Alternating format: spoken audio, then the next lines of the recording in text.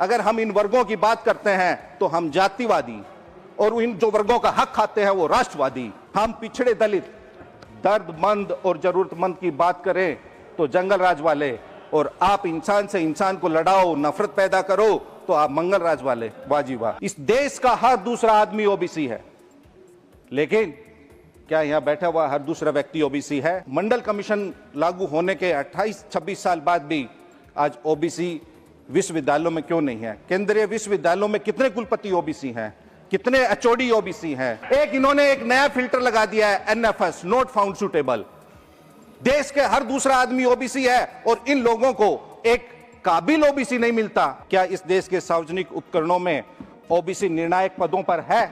अगर नहीं है तो ये हम सबों के लिए एक सामूहिक मंथन, चिंतन और मनन का विषय है। आइए हम सब सामूहिक रूप से स्वयं से पूछे, क्या हमने वास्तव में 78 साल में इस देश में वंचित, उपेक्षित, उत्पीड़ित, उपासित, वांछित, लांछित वर्गों के इन लोगों के लिए समान अवसर पैदा किए हैं? अगर नहीं किए तो क्यों नहीं किए? श्रीमान संजय यादव जी, 6 मिनट। धन्यवाद उपसभापति महोदय। महामहिम राष्ट्रपति के धन्यवाद प्रस्ताव के विरोध में बोलने के लिए मैं खड़ा हुआ हूं।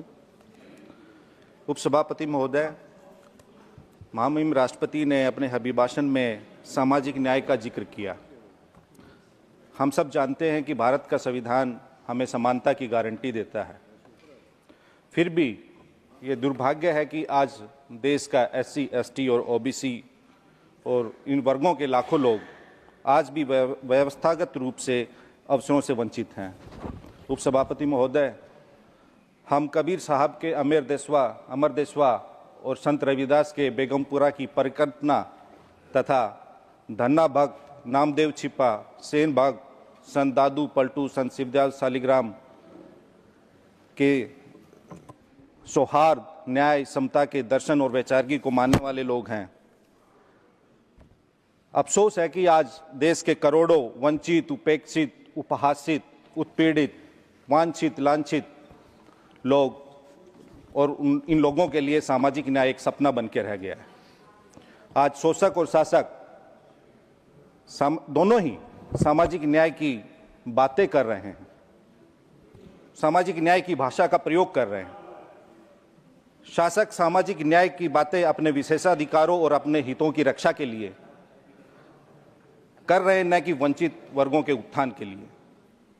पिछड़े और हाशिए पर रहने वाले लोग आज भी समान पहुंच, सम्मान और समान अवसरों की प्रतीक्षा कर रहे हैं। OBC for this government has became only भाषण कंटेंट। इस सरकार में ओबीसी की मौजूदगी भाषणों में तो खूब बढ़ाई गई है, लेकिन उनके हक अधिकार के पटल पर चौगुनी घटाई गई। इस सरकार की नीति और व्यवहार में भारी अंतर है। ओबीसी को लेकर इनकी कथनी और करनी में जमीन आसमान का अंतर है। आज के भारत में इस सरकार ने एक नई सामाजिक न्याय की राजनीति की शुरुआत की है, जिसमें नाम सामाजिक न्याय का लेकिन काम सामाजिक अन्याय का। पोस्टर में ओबीसी, प्रचार में ओबीसी, लेकिन नीति, नियुक्ति और निर्णय तीनों से ओबीसी गायब है। महोदय, इस देश की आबादी का 60% लगभग ओबीसी है। क्या ओबीसी के साथ सच में इंसाफ हो रहा है? ओबीसी आधे से ज्यादा फिर भी अपना हक नहीं पाता। इस देश का हर दूसरा आदमी ओबीसी है, लेकिन क्या यहां बैठा हुआ हर दूसरा व्यक्ति ओबीसी है? क्या इस देश के सचिवालयों में, क्या इस देश के विश्वविद्यालयों में, क्या इस देश के आयोगों में, क्या इस देश के सार्वजनिक उपकरणों में ओबीसी निर्णायक पदों पर है? अगर नहीं है तो ये हम सबों के लिए एक सामूहिक मंथन, चिंतन और मनन का विषय है कि आजादी के 78 साल बाद भी और मंडल कमीशन लागू होने के 28-26 साल बाद भी आज ओबीसी विश्वविद्यालयों में क्यों नहीं है? केंद्रीय विश्वविद्यालयों में कितने कुलपति ओबीसी हैं? कितने एचओडी ओबीसी हैं? नहीं है।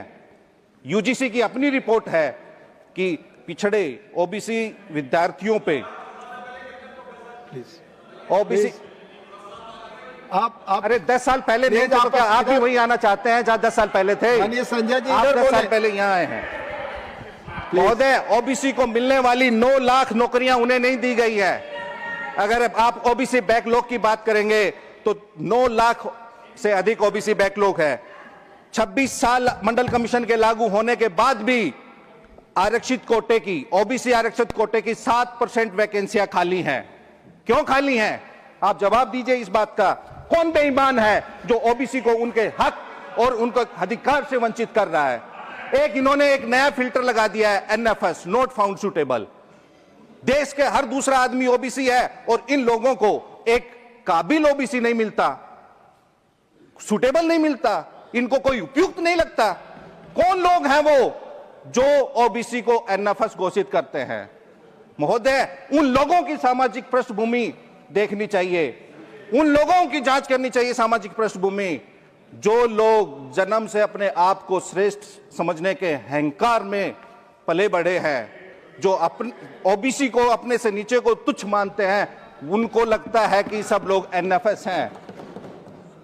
अगर ओबीसी, इस देश का हर दूसरा आदमी आपको एनएफएस लगता है तो आप उसको अपने बराबर लाने के लिए क्या कर रही है, आपको इसमें मेंशन करना चाहिए। 9 लाख उनके पद रिक्त क्यों हैं, इसका आपको, ओबीसी का जो बात आती है इतना न्यायिक हस्तक्षेप बढ़ जाता है। ओबीसी के मसले वर्षों वर्षों से कोर्ट में पड़े हैं, सारी रिपोर्ट्स देते हैं। महोदय, बीजेपी शासित राज्यों में ओबीसी समुदाय के लोगों के साथ जबरन उनका घर तोड़ने, बिना नोटिस कार्रवाई करने और भेदभाव की खबरें सामने आ रही हैं जो सीधे तौर पे उनके संवैधानिक अधिकारों का हनन है।